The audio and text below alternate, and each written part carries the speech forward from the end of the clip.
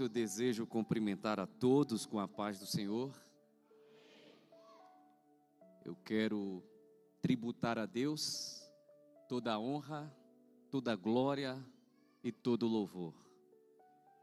De forma introdutória, como esta é a minha primeira vez que venho aqui, eu quero vos dizer que eu não sou boliviano.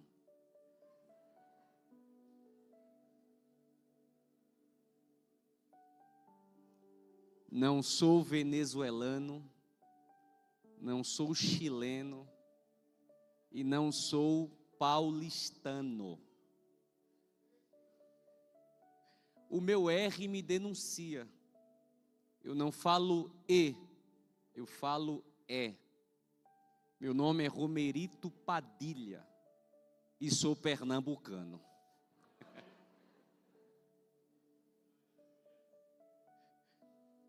Eu sou neto de uma indígena com um português. Aí misturou tudo, né? Mas eu quero agradecer a Deus pelo convite, quero externar a minha alegria e confesso que eu estou de sobremodo muito contente, feliz em estar aqui ao lado do pastor Reginaldo, este servo de Deus. Meu coração se alegra quando eu converso com o Senhor e estou aqui através de muitas promessas. Algum tempo atrás, eu estava numa lanchonete na minha cidade, em Vitória de Santo Antão. Talvez você não conheça a minha cidade, mas depois você pesquisa uma batalha por nome de Batalha do Monte das Tabocas. E você vai ver que os nordestinos expulsaram os holandeses. E no grupo dos holandeses havia alguns judeus. E esses judeus foram parar em Nova Amsterdã e fundaram Nova York. Mas, algum tempo atrás eu estava numa lanchonete comendo uma coxinha e tomando um suco de maracujá. Mas aprove Deus se utilizar do nosso querido pastor Napoleão Falcão. Acredito que os irmãos conheçam. Ele me encontrou nas redes sociais, me apadrinhou, e quem me acompanha nas redes sociais sempre vai me ver acompanhando o pastor Napoleão Falcão em suas agendas. Tenho viajado, conhecido vários ministérios, cidades, e já estou falando porta e aeroporto. E veio me acompanhando o pastor José Antônio e o pastor Jefferson, que são meus amigos. E Deus me presenteou com um amigo muito especial. É o nosso querido Rodrigo. Sou amigo do Rodrigo e da sua família. Deus, quando quer abençoar pessoas, Ele dá coisas. Ele pode dar um imóvel, um carro, uma casa. Mas quando Deus quer mudar vidas, Ele não dá coisas. Ele coloca pessoas na sua vida. Então, todas as vezes que Deus colocar uma pessoa na sua vida, nota de rodapé, Ele quer mudar a sua história. Nesta feita, eu quero convidar os irmãos a abrirem a Bíblia, no Evangelho do nosso Senhor Jesus, escrito por Marcos, capítulo de número 5, e o versículo de número... Marcos, capítulo 5 e o versículo 21. Evangelho do nosso Senhor Jesus, escrito por Marcos, capítulo de número 5 e o versículo de número 21. Você sabe que quem está na mídia é o midianita, né? A midianita vai me ajudar hoje. Está escrito: e passando Jesus outra vez num barco para o outro lado, ajuntou-se a ele uma grande multidão, e ele estava junto do mar. E eis que chegou um dos principais da sinagoga, por nome Jairo, e vendo-o, prostrou-se aos seus pés. E rogava-lhe muito, dizendo: minha filha está moribunda, rogo-te que venhas e lhe imponhas as mãos para que sare e viva. E foi com ele, e seguia uma grande multidão que o apertava. E certa mulher que havia 12 anos tinha um fluxo de sangue, e que havia padecido muito com muitos médicos e despedido tudo quanto tinha, nada lhe aproveitando, isso antes indo a pior. Ouvindo falar de Jesus, veio por detrás entre a multidão e tocou na sua vestimenta. E quantos confirmam, digam amém.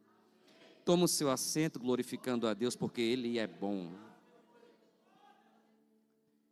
Queridos e amados irmãos, igreja do nosso Senhor e Salvador Jesus Cristo, quando nós abrimos a nossa Bíblia no Evangelho escrito por Marcos, eu me emociono, porque o Evangelho de Marcos, ele possui uma característica muito peculiar.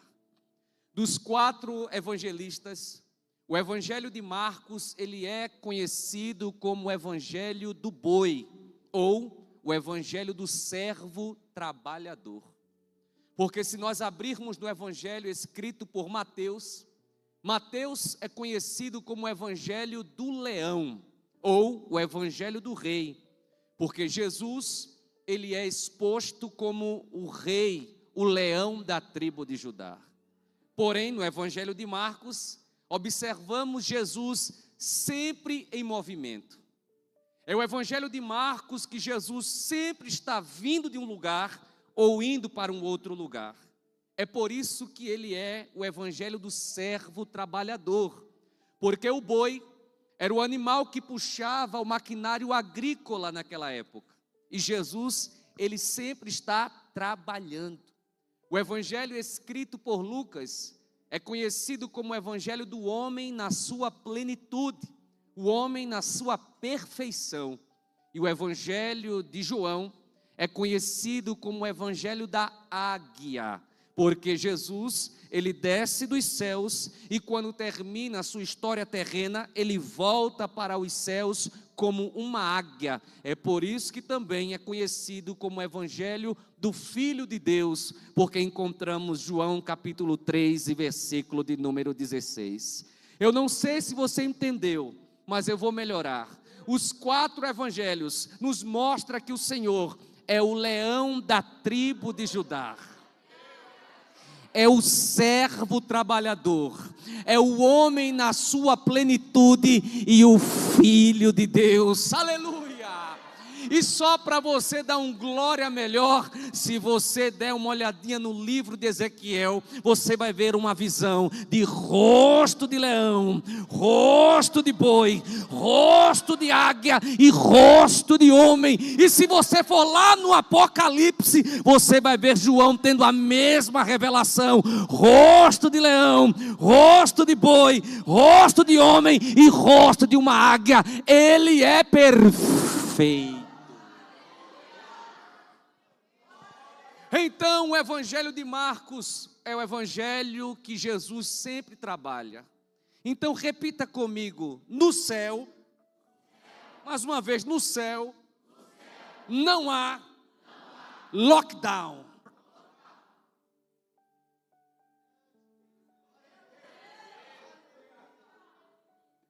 No céu não tem fiscalização paralisando Deus de trabalhar.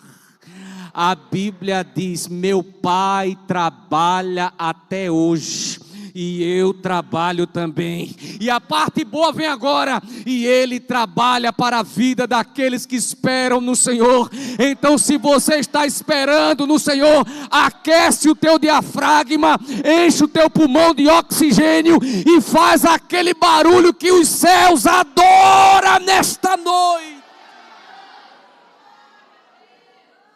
Todavia, quando lemos o texto, percebemos que Jesus está retornando de um local que ele foi expulso.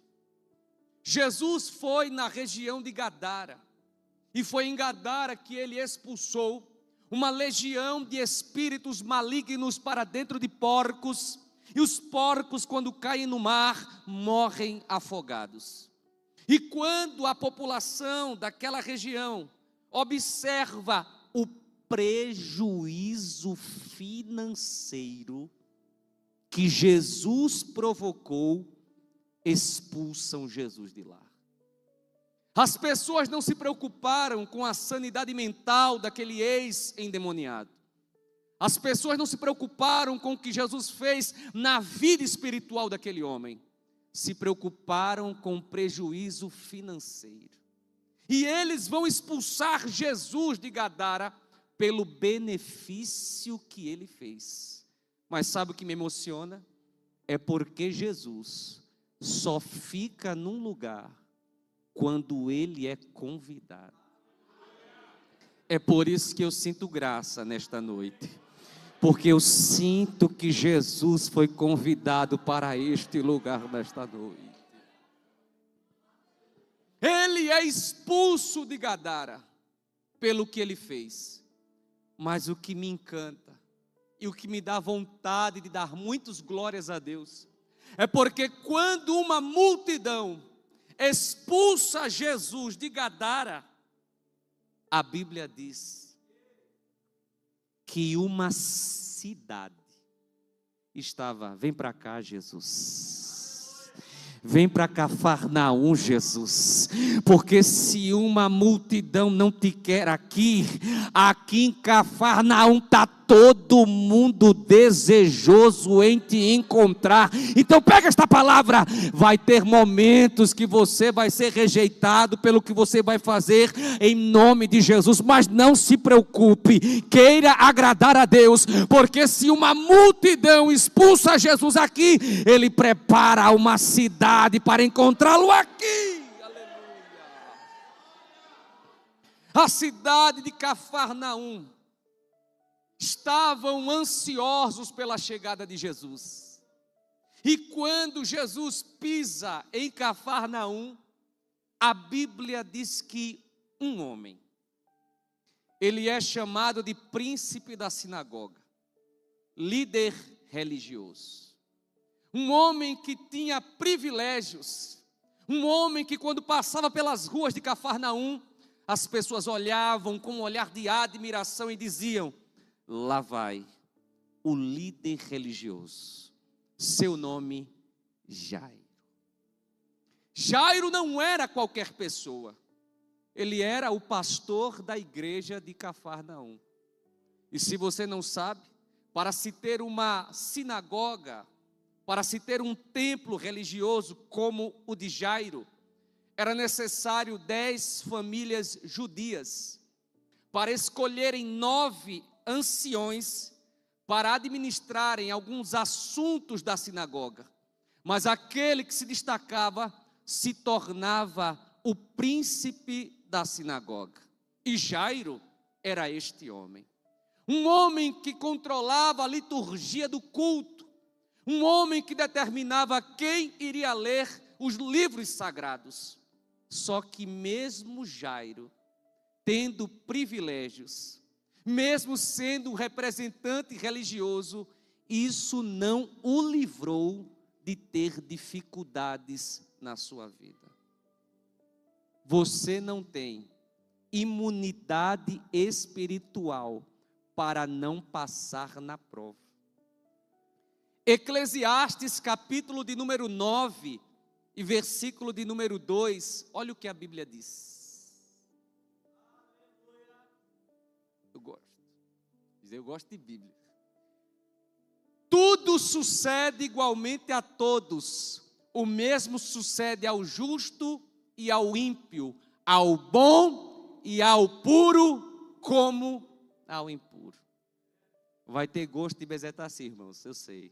Mas dê glória a Deus mesmo assim. Sabe o que Salomão está dizendo? Que a tempestade que pega o barco de quem não serve a Deus, pega o teu também. Mas eu sou adorador, não tem problema.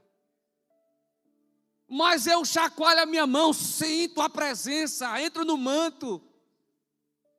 Mas vai passar por dificuldades. O crente é engraçado, pastor Reginaldo. Fala de anjo, ele voa. Fala de promessa, ele entra no manto. Deixa o menino rodar. Quando fala de promessa, é renovado. Só que tem uma promessa na Bíblia que quem fez foi Jesus. E até o glória vai sumir. No mundo. Esse povo é crente meu. No mundo tereis aflições. Esse povo é crente, porque mesmo assim está dando glória a Deus. Porque entende. No mundo tereis aflições, mas tende de bom ânimo. Eu venci, e da mesma forma você vai vencer.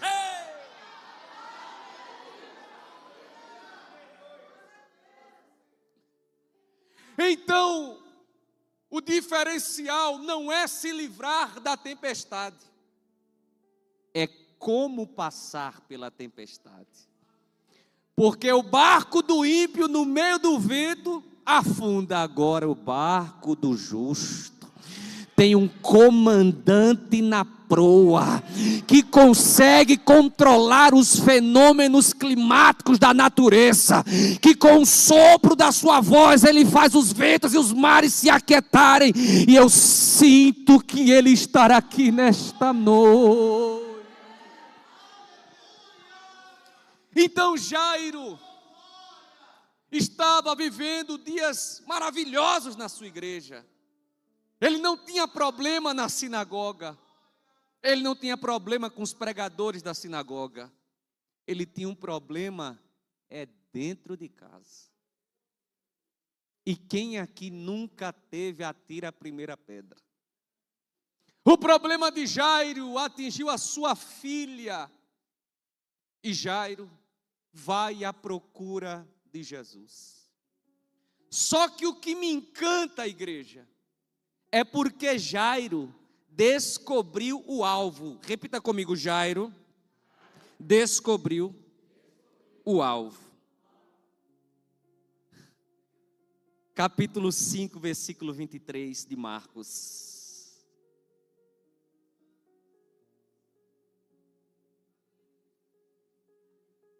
Marcos 5 e 23.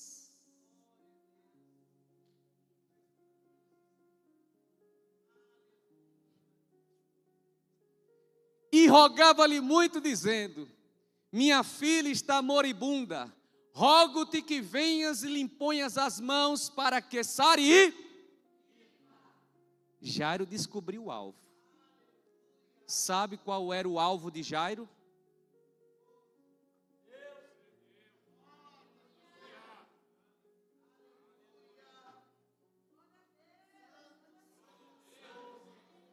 Aleluia.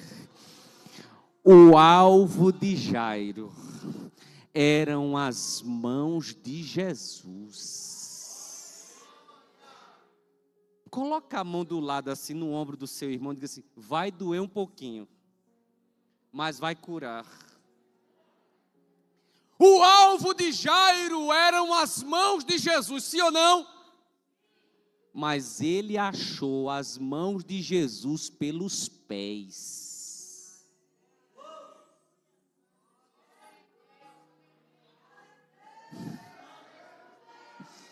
Aleluia, aleluia, aleluia, aleluia, aleluia, aleluia, já achou também? Aleluia. Jairo queria as mãos, mas achou pelos pés.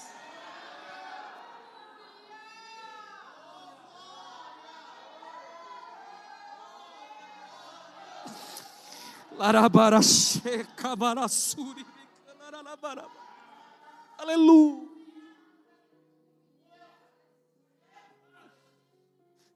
Tem muita gente querendo muita coisa da mão dele. Mas será que você está procurando pelo caminho certo?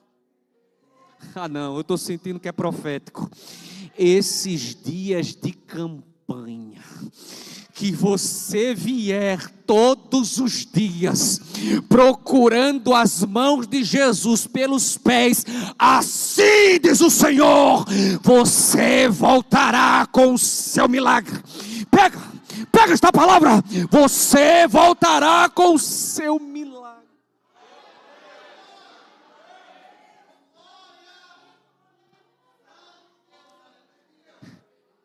Ele foi pelo caminho certo, os pés. Só que Jairo me ensina uma lição muito importante.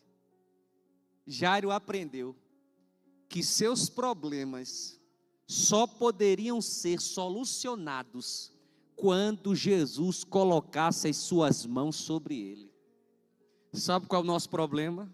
Não quer que Jesus coloque as mãos sobre o nosso problema, mas quando Jesus coloca a mão sobre o nosso problema, meu irmão, meu irmão, os problemas começam a diminuir, Deus começa a largar a tenda, começa os milagres se manifestarem. Então nesta noite aprenda como Jairo, chame Jesus e diga: Jesus, coloca a tua mão sobre o meu problema em casa.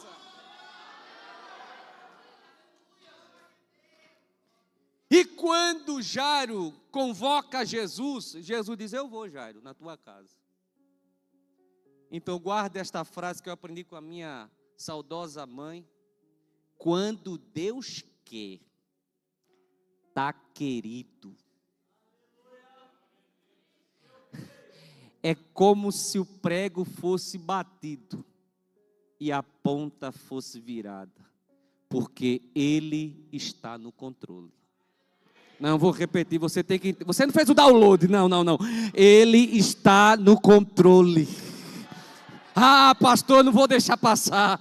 Esses dias alguém me disse: Romerito, mas você fala muito de fé, mas a maior autoridade no Brasil, ela se encontra em um certo lugar. Eu perguntei: mas aonde? No STF. Aí eu dei uma de João sem braço. O que significa? Supremo Tribunal Federal. Eu digo: eu até acredito, mas eu sei aonde está a maior autoridade do mundo, e não está no STF, está no STC, Supremo Tribunal Celestial, e os anjos cantando: Santo, Santo, Santo é o Senhor, e toda a terra está cheia de sua glória. Aleluia! Eu vou, Jairo.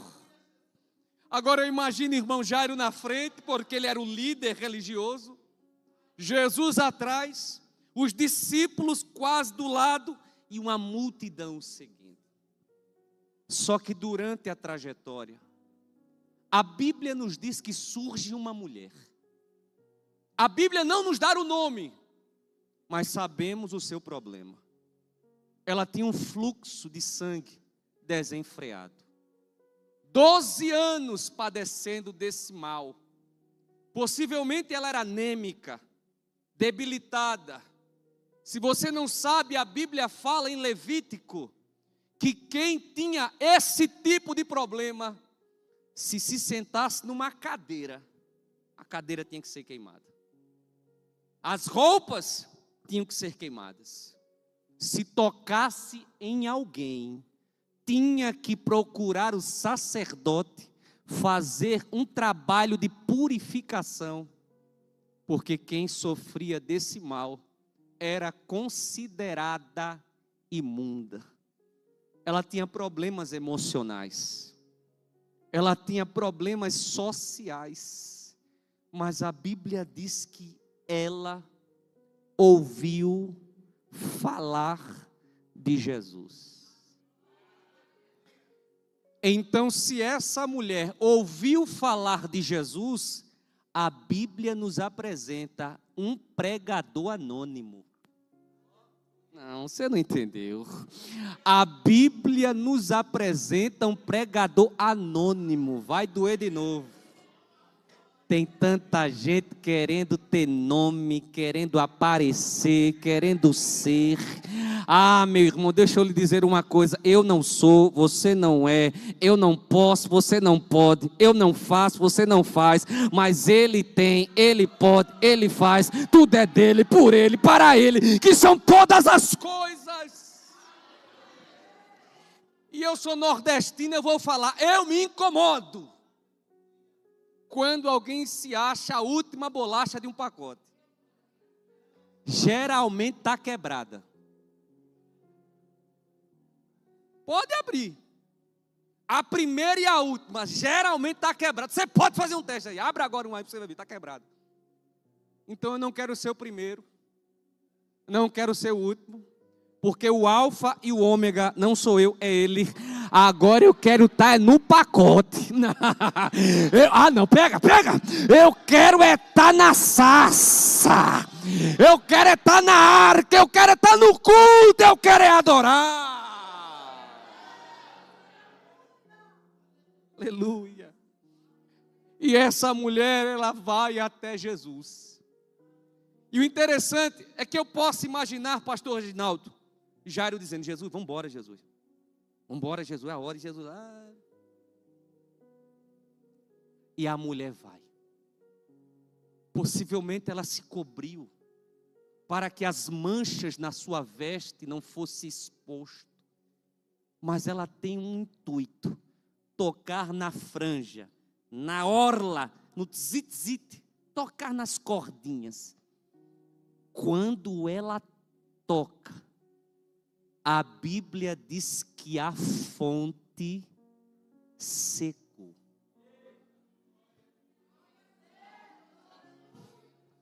Então pega esta palavra.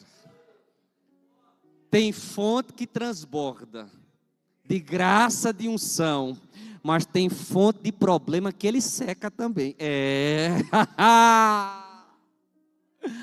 A fonte do problema secou. E eu quero liberar uma palavra profética. A fonte desse problema vai secar depois dessa noite. Ela se sente curada do corpo físico. Só que tem um detalhe. A Bíblia diz que Jesus pergunta, quem me tocou? Alguém vai dizer, Jesus, é pegadinha? Está todo mundo te apertando. E o Senhor pergunta quem lhe tocou?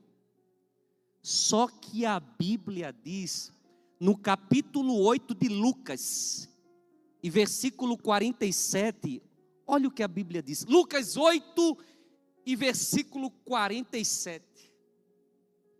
Então, vendo a mulher que não podia ocultar-se, aproximou-se, tremendo e prostrando-se. Segura aí. Por que que ela tentou se ocultar? Porque ela sabia que se ela fosse descoberta, ela morreria apedrejada sob o crime religioso. Porque crime religioso, os judeus, pedrada. Lembra da mulher adúltera? Na lei de Moisés diz que ela deve ser apedrejada. Crime religioso. Lembra de Estevão? Ele foi acusado de pregar contra o templo e Moisés. Crime religioso, é pedrada. Morreria apedrejado. Agora eu te pergunto, será que Jesus não sabia quem havia tocado nele? Vendo a mulher que não podia ocultar-se, ou seja, ela tentou. Agora imagina, Jesus, quem me tocou? E ele olhando para ela assim, ó. E ela, ele está me vendo aqui. Quem me tocou? E ele olhando para ela. Ele está me vendo aqui. Quem me tocou? E ele olhando para ela. Eu não consigo me esconder dele. Porque dos olhos de Jesus. Lá, Você se esconde do olhar de qualquer pessoa, mas o olhar dele. Há uma irmã lá na minha terra que ela dizia uma coisa bem engraçada. Ela dizia: meu filho, Jesus consegue ver uma formiga preta em cima de uma pedra preta, dentro de um quarto escuro. Ele está te vendo. A Bíblia nos mostra ela tentando se esconder. E como ela viu que não conseguia, ela se jogou e fez: Senhor, fui eu que toquei. Eu toquei porque eu estava morrendo. Eu não tinha mais soluções. E ela começa a testemunhar tudo. Isso é lindo, igreja. O diabo envergonhou ela publicamente durante 12 anos.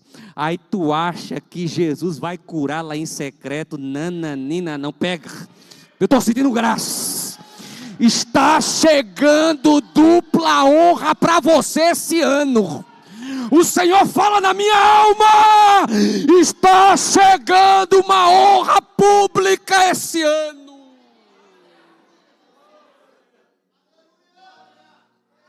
Testemunhe, minha filha. E ela começou a testemunhar indiretamente. Foi ele que me curou. Estava morrendo. E eu imaginei ela olhando: vai vir uma pedra. Vai vir uma pedra. Vai vir uma pedra. Ai, uma pedra. Aí olha o que a Bíblia diz. Marcos 5,34.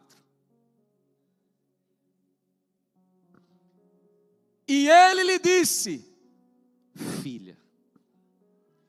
Repita comigo: filha. Procura na Bíblia outra mulher que ele chamou de filha. Se tu achar, me dá o texto.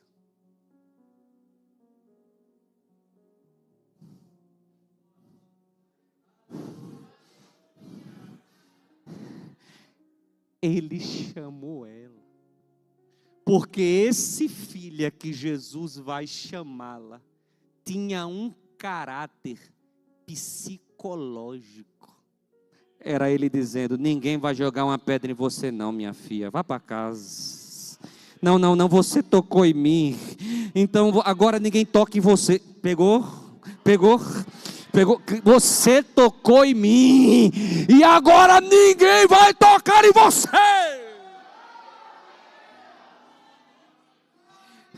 Eu imagino Jairo dizendo: ó Jesus, venha curar minha filha. E Jesus dizendo: mas eu quero curar a minha primeiro.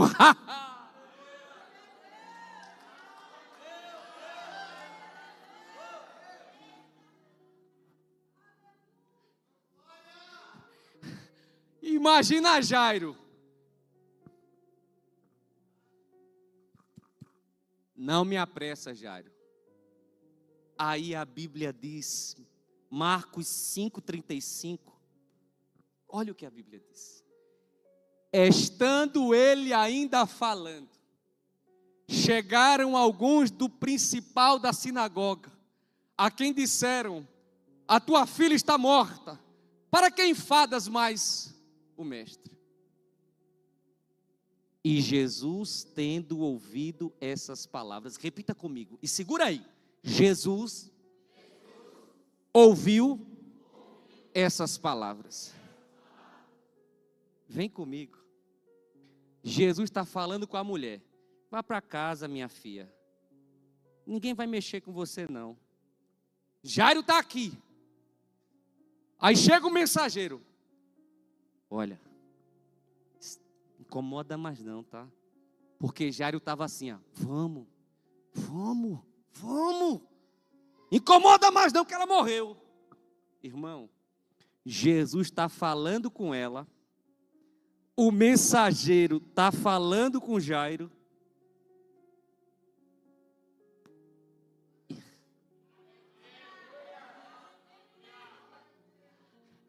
Jesus ouviu o mensageiro. Enquanto enquanto Jesus está falando com você, Ele está ouvindo a oração daquela irmã. Enquanto Jesus está falando com o irmão lá atrás, Ele está ouvindo a oração daquele irmão lá no fundo da igreja.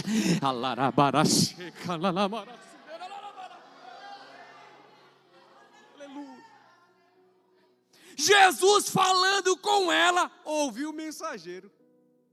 Só que quando ele vira, ele não fala com o mensageiro, ele fala com quem ele prometeu. Não, você não entendeu. Ele fala com quem ele prometeu. Jairo, você tem duas escolhas nesta noite. Ou você acredita na mensagem desse mensageiro que diz: acabou, não tem mais jeito, sucumbiu, pereceu. Ou você acredita na minha mensagem. Creia tão somente. Nesta noite você tem duas opções. Ou você crê na mensagem do diabo que diz: acabou, não tem mais jeito, seu futuro termina aqui. Ou você crê na promessa de Jesus nesta noite. Creia, creia, creia, creia, creia, creia.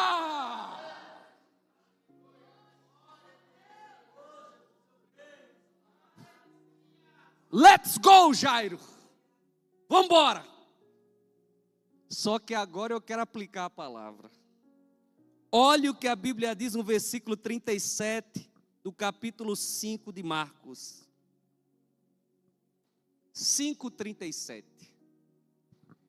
E não permitiu que alguém o seguisse, a não ser Pedro, Tiago e João, irmão de Tiago. Repita comigo: Deus o controla o processo. Não entendi, eu vou melhorar. Nem todo mundo vai te acompanhar no processo. Eu estou toda arrepiada que eu estou sentindo Deus nessa mensagem. Nem todo mundo Jesus vai permitir que te acompanhe no processo até o propósito. Ele vai barrar as pessoas dizendo: não, só quem vai é quem recebeu a promessa e os meus amigos. Não, você não está entendendo. Nesta noite o Senhor está te dizendo: quem vai te acompanhar é você com a promessa e os amigos de Jesus. Deus está te dizendo: eu vou colocar uma peneira, e vou controlar quem vai te acompanhar no processo.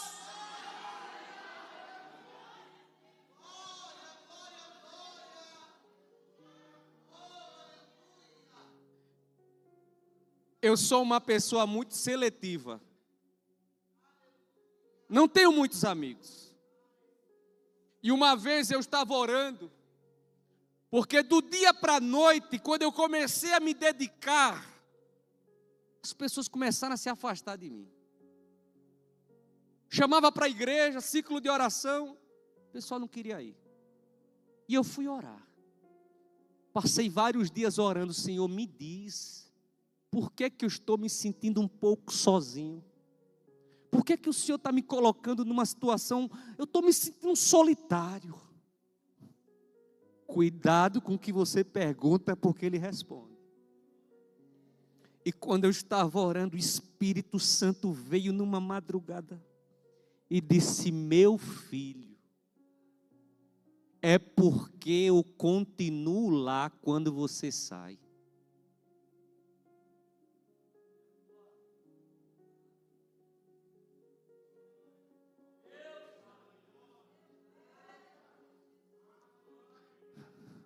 Está entendendo porque Deus está te respondendo nesta noite tuas indagações?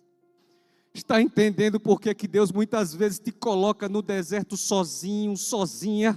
Porque deserto é pedagógico, é escola. escola, é manutenção de Deus, é Deus forjando o teu caráter. Mas quando você passar pelo deserto, meu irmão, tu sai diferente. Jesus vai barrar as pessoas, não, fiquem aí. E ele vai até a casa de Jairo. Quando ele chega na casa de Jairo, ele diz assim: a menina, ela não morreu. A Bíblia nos mostra, pastor Reginaldo, que havia um eletrônico tocando lá dentro. Porque nos velórios judaicos da época, se contratava as carpideiras, que eram as profissionais do choro, e os musicistas para cantar salmos fúnebres. Então tinha até eletrônico, grupo eletrônico lá tocando.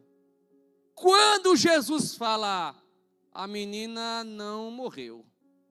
Olha o que a Bíblia diz, Marcos 5,39.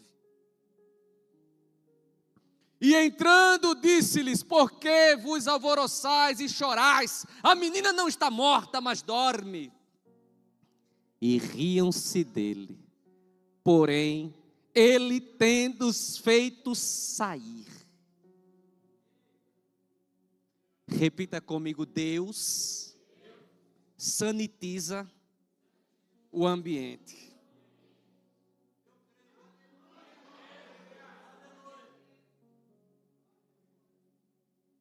Quando zombaram de Jesus, porque deram risadas, Jesus fez, vaza todo mundo. Na minha terra tem um adágio, não sei se você vai entender, vou traduzir. A gaiato não vê milagre. O que é um gaiato? Piadista, humorista. Acharam que Jesus, ele estava fazendo um stand-up, contando uma piada. Aí Jesus disse, bora, todo mundo para fora. Essas pessoas não impedem Jesus de fazer o milagre. Mas existem certas pessoas que enfraquecem a nossa fé no ambiente. E existem situações que para Jesus entrar, muita coisa tem que sair. Bora todo mundo para fora. E manda quem pode. E obedece quem é obediente. Bora. E quando Jesus entra, ele vai até a menina e diz assim, Talita cumi. Que quer dizer, menina, levanta-te.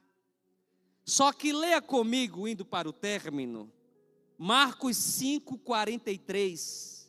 Olha o que a Bíblia diz. E mandou-lhes expressamente que ninguém o soubesse, e disse que lhe dessem de comer. Agora vou afundar o prego. Quando Jesus fez o milagre, ele disse assim, olha, não conte para ninguém. Então repita comigo, Deus administra o testemunho.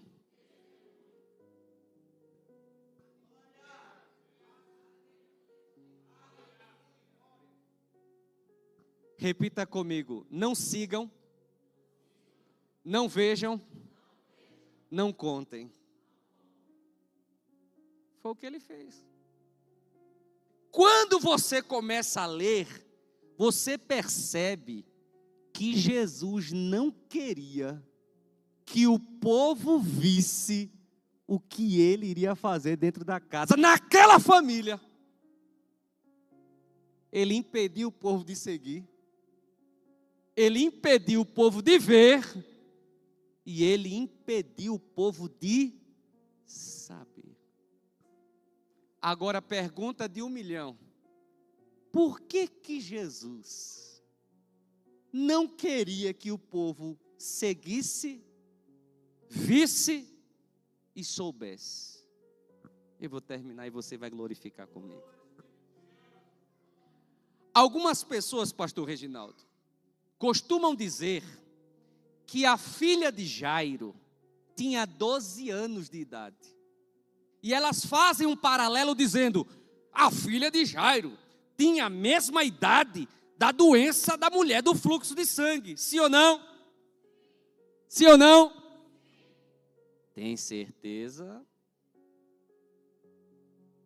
Ela não tinha 12 anos. Abra a Bíblia comigo, Lucas capítulo de número 8, versículo 42. Não vou nem ler.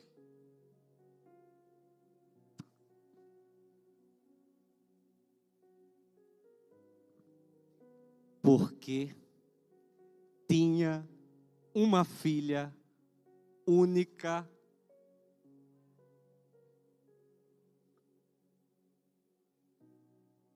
quase 12 anos. E os 4 evangelistas, Mateus é judeu, Marcos é judeu, João é judeu, Lucas não é. Lucas é grego. E o judeu arredonda tudo. Se você tiver 19, ele diz que você tem 20. Se disser que tem 29, ele diz que tem 30. O grego não. O grego é detalhista.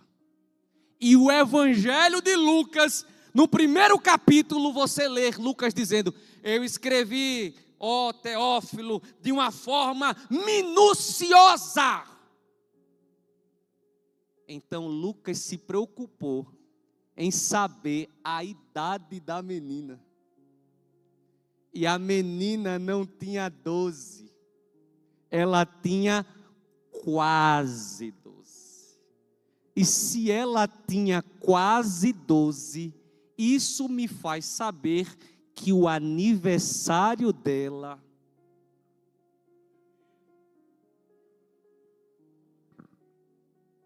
estava chegando. Quem gosta de bolo, Coca-Cola e Guaraná, levanta a mão. Se prepara. Repita comigo: não sigam, não vejam, não contem. Quando um menino judeu completava 12 anos, ele passava pelo processo do Bar Mitzvah, que é a apresentação do garoto para a comunidade. Mas quando a menina completava 12 anos, ela passava por um processo semelhante, mas os pais precisavam convidar todo mundo para uma festa. Não, você não está entendendo. Jesus está dizendo: hoje ninguém está vendo o que eu estou fazendo na tua casa, na tua família, nesta noite. Mas no dia da festa, no dia de culto de ações de graças, você vai convidar todo mundo da rua. Não, pega. Você vai convidar toda a sua família, só para ver o que eu estou fazendo na sua casa.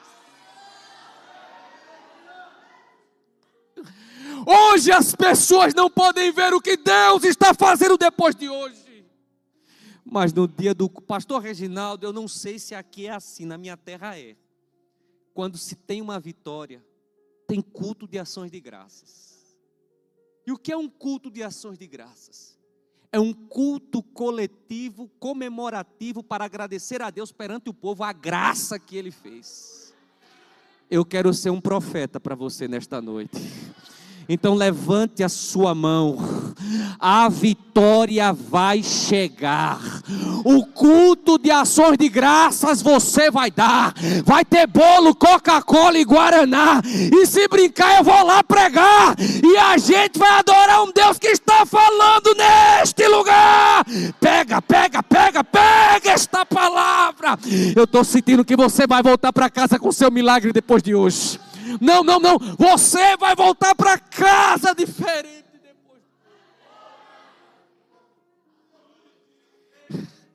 E eu termino essa reflexão contando um rápido testemunho.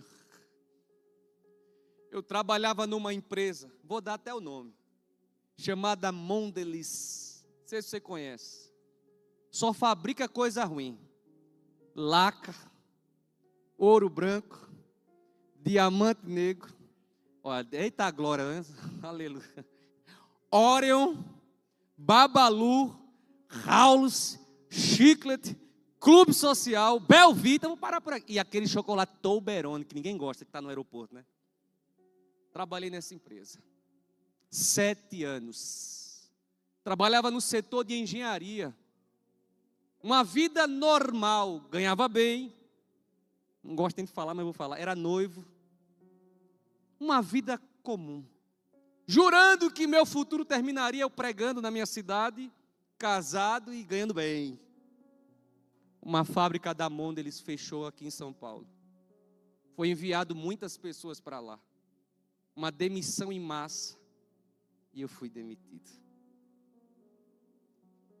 Eu não sei se você já passou por isso, mas é uma sensação muito desagradável. Quando você passa na catraca e olha para trás e sabe que não vai voltar.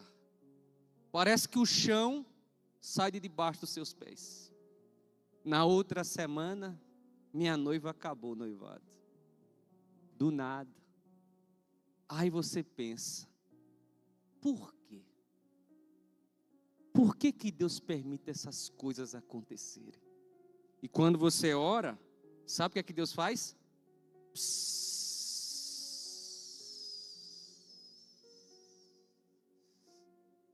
Eu chorava e dizia, Senhor, por que que tudo isso sobreveio à minha vida? Meu primo Flávio, ele vende eletrônicos lá na minha cidade, no centro da cidade. Ele me chamou e falou, Romerito, você precisa ganhar um trocado. E ele me ensinou a vender um aparelho que com certeza você tem na sua casa ou já comprou na 25. Um TV Box. Quem sabe o que é TV Box aqui? Ó? 1, 2. TV Box, eu sei que você tem. Um aparelho. É uma moda lá na minha cidade. E eu comecei a vender o TV Box. Ganhava R$20 por cada aparelho. Quem ganhava muito bem, agora só ganhando R$20. Tudo difícil demais. E depois de um mês trabalhando, vendendo pela cidade TV Box, eu estava no centro da cidade, irmãos.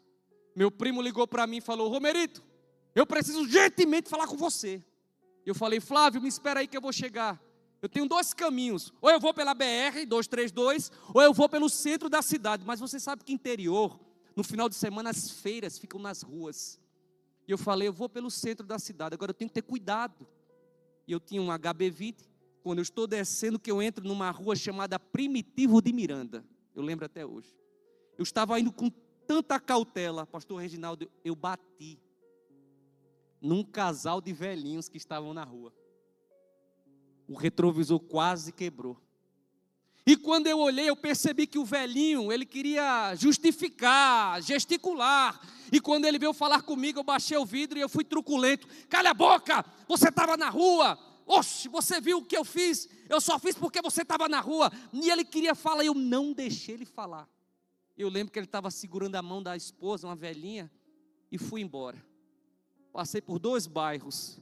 Quando eu estou chegando próximo do bairro que eu morava, o Espírito Santo falou comigo. Ele disse, você me envergonha. Eu parei o carro, eu levantei os vidros, liguei o ar-condicionado, fechei os olhos e o Espírito Santo, você me envergonha. Eu me senti o pior ser humano do mundo. Peguei meu telefone, liguei para meu primo e falei, Flávio, eu não vou para casa agora. Dei meia volta com o carro, tentando encontrar o velhinho. Como era a contramão, eu já não conseguia chegar no local. Eu tive que parar o carro no começo da rua e fui até o centro da feira. E fiquei olhando. Muita gente passando. Passei 10 minutos olhando e não via aquele casal. Um amigo, o Gesiel, que hoje já dorme no Senhor, Ele trabalhava numa loja de móveis, ele disse, Romerito, vem para cá. E quando eu cheguei, ele falou, o que está fazendo aí? Eu falei, eu estou aqui, porque eu bati num casal de velhinhos e eu estou aqui querendo encontrá-lo. O Gesiel disse, fica aí. E eu passei meia hora na frente da loja, desesperado assim, ó, e não via. O Gesiel tocou no meu ombro e disse, vai para casa, Romerito. Você foi fiel, você voltou, você tentou encontrá-lo. Só que enquanto eu voltava com uma sensação, irmãos, de não ter feito o que Deus havia me pedido. E eu fui voltando. Quando eu estou chegando, eu vejo no outro lado da rua, o casal de velhinhos passando assim. Irmãos, eu saí correndo. Quando eu estou chegando próximo desse casal, o velhinho olhou para mim. Eu acho, pelo olhar do velhinho, ele pensou, eu quebrei o retrovisor e ele voltou para cobrar. Quando eu me aproximo dele, ele olha para mim com aquele olho arregalado, eu fiz, meu senhor, não fale nada. Ele, porque eu sou crente, sou pregador da palavra, eu fui truculento, ignorante, lhe agredi com palavras, e o Espírito Santo me inquietou para eu voltar e lhe pedir perdão. E enquanto eu falava, ele fazia assim, o senhor me perdoa? Ele colocou a mão nesse ombro e disse, eu sou crente também, meu filho. Se eu já estava mal, eu fiquei pior. Ele disse, eu congrego na zona rural, lá de Jussaral, é uma zona rural, só cana e mato. E eu vim aqui fazer a feira com a minha véia.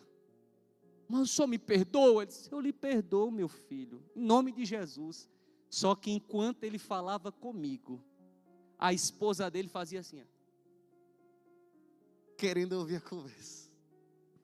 E ele disse, meu filho, eu não gosto nem de lembrar, mas sabe por que você bateu em mim?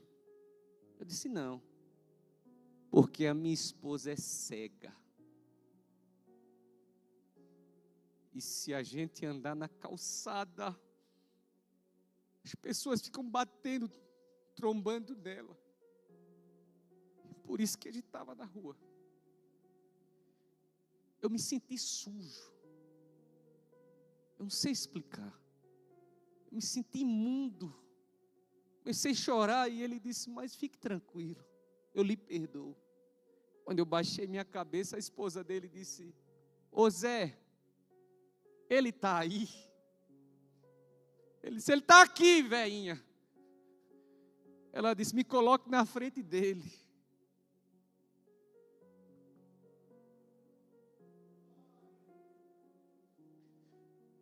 Ele colocou ela na minha frente. Ela deu uma rajada de línguas estranhas, que me arrepiou o corpo todo assim. Parecia um magnetismo assim. E ela disse, meu filho,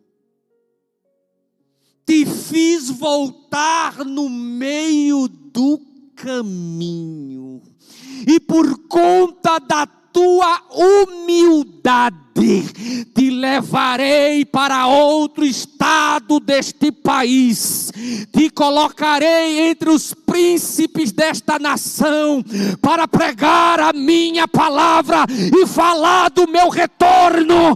E nesta noite o meu Deus está te dizendo, eu vou cumprir palavra por palavra, promessa por promessa.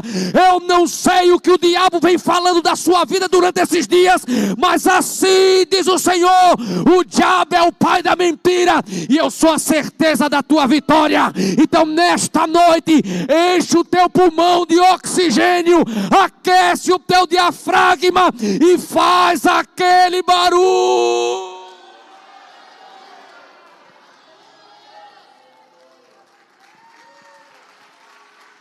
Aleluia!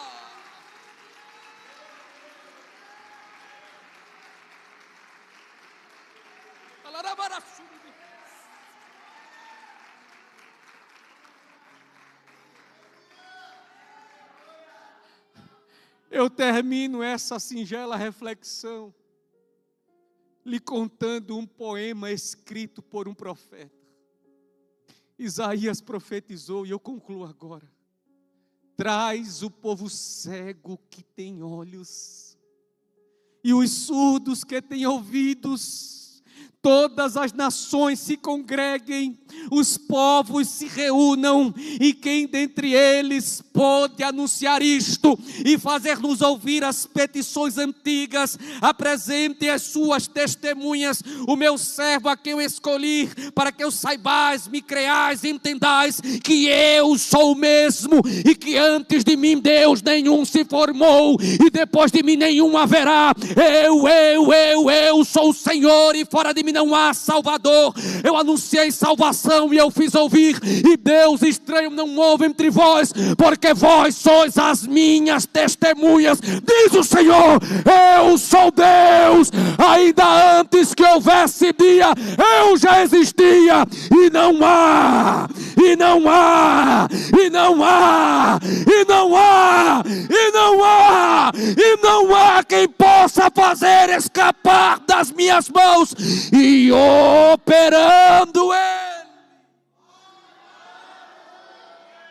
La shekabara surenere canara. E canase.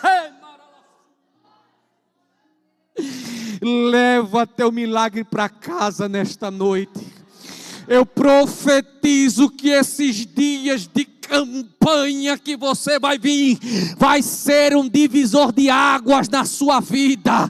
E se eu fosse você, traria mais alguém contigo. E só para deixar o diabo doido, glorifica ele em nome de Jesus.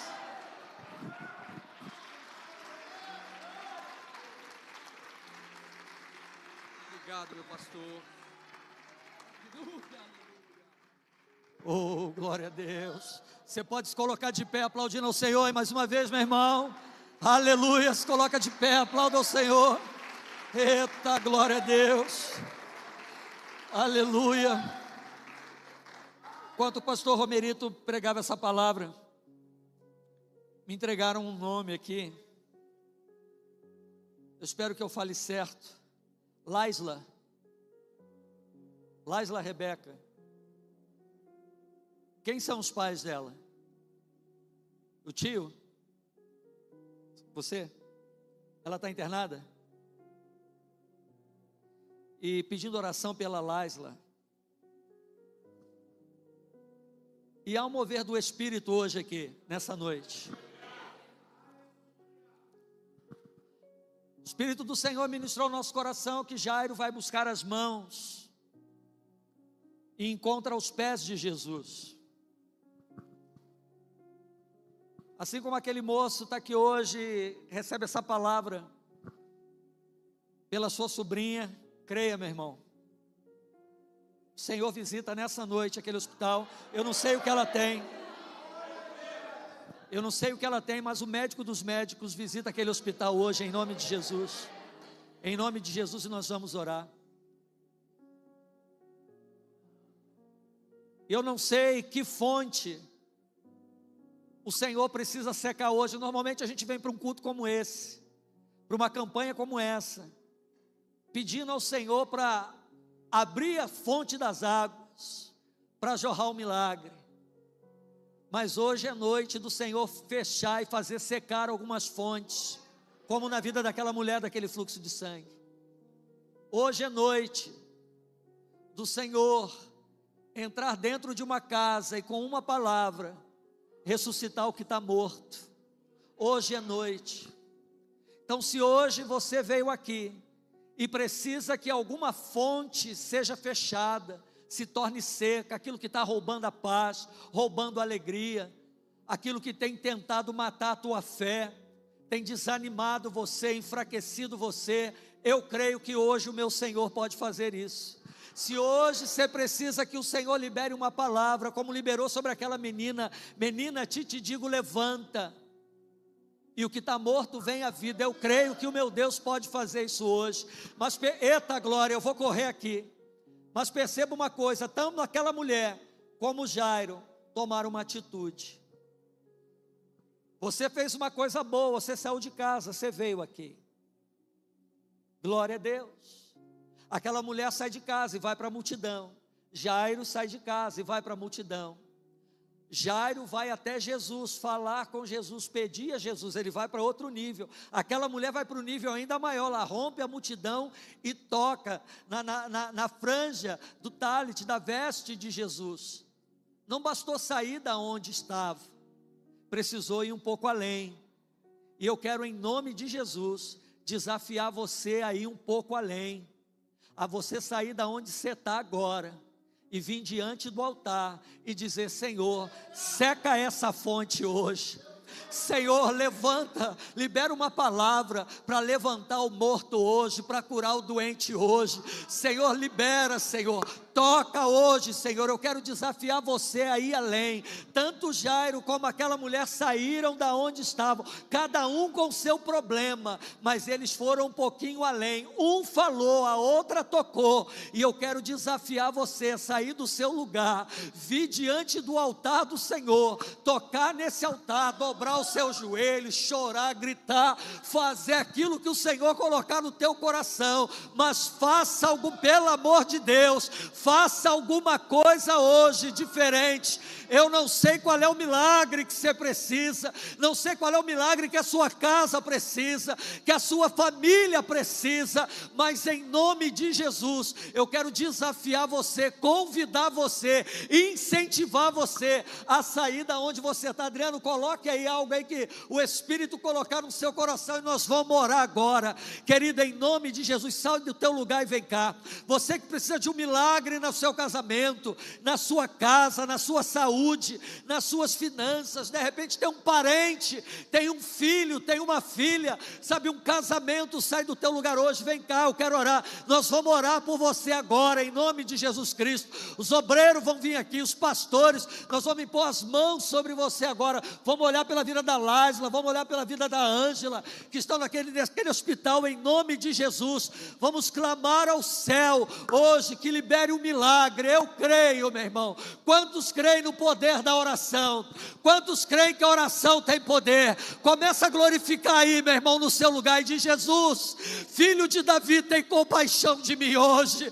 Jesus, filho de Davi, tem misericórdia de mim hoje. Apresenta para ele hoje a tua causa, apresenta para ele hoje a tua razão.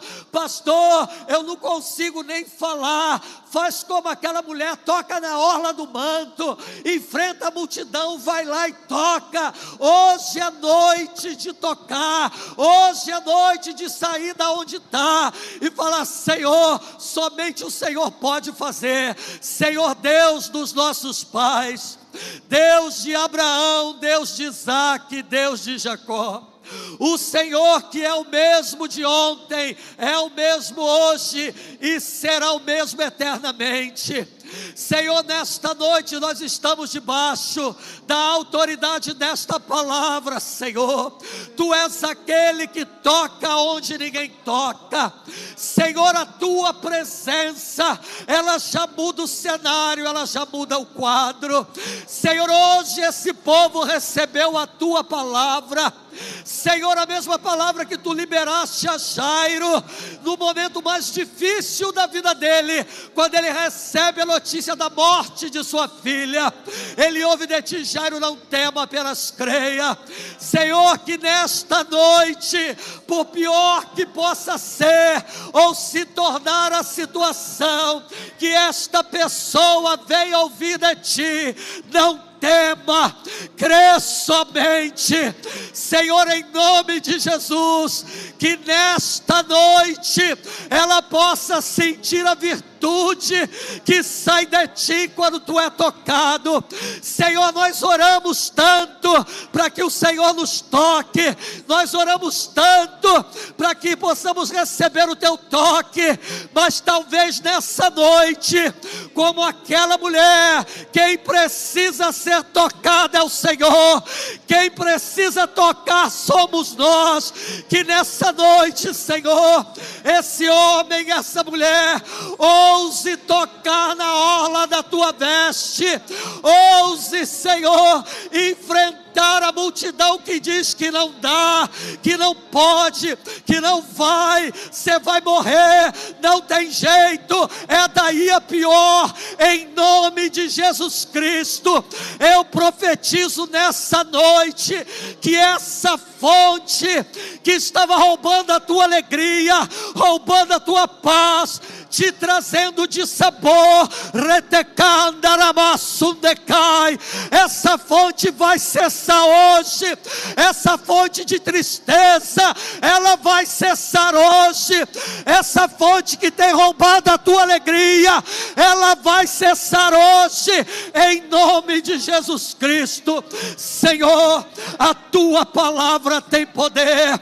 Que hoje, Senhor, Pai amado, aquilo que está morto dentro daquela casa, aquilo que está morto à beira da morte, daquela família, ao som da tua voz se levante, ao som da tua voz se levante, que o milagre seja aparente, que aquilo que trazia vergonha, que aquilo que trazia dor, possa virar testemunho para a glória do teu nome.